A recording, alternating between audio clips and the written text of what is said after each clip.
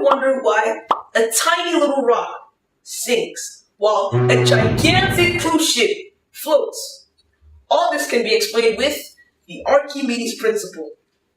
Archimedes' principle states that if an object is partially or fully submerged in a fluid, it experiences an upward force which is equivalent to the weight of the fluid it displaces.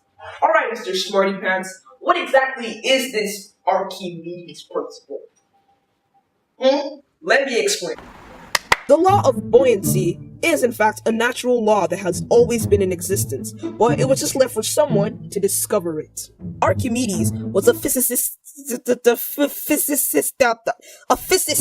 a mathematician, astronomer, inventor, and engineer who was possibly the world's greatest scientist, at least the greatest in the classical age. Archimedes discovered that the amount of water displaced by an object all depends on the object's density.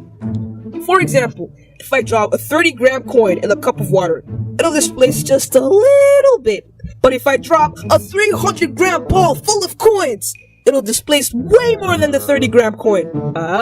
You see, a floating body displaces its own weight of the fluid in which it floats. This is the law of flotation.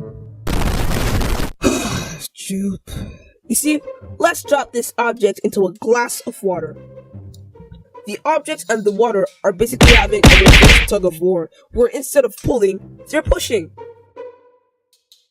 When the water is pushing on the object, it reduces its actual weight, because the upward force of the water helps the object carry some of its weight.